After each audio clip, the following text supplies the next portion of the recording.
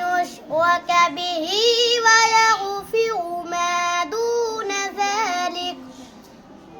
ما دون ذلك لمن يشاء ومن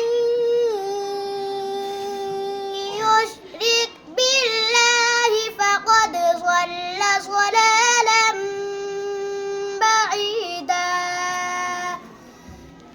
إن يدعون من دونه إلا إناثا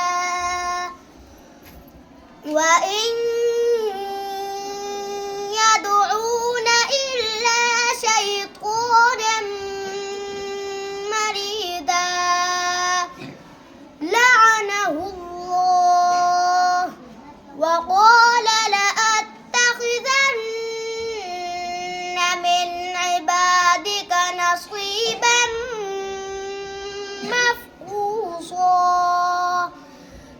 ولأضلنهم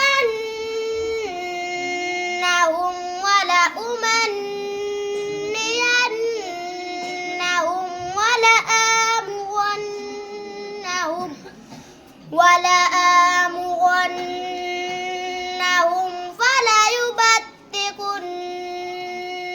آذان الأنعام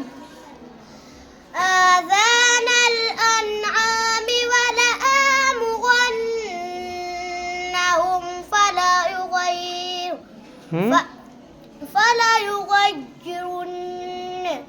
فليغيرن خلق الله ومن يتخذ الشيطان وليا من دون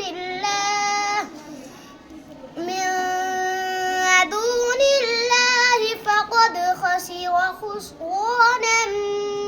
مبينا صدق الله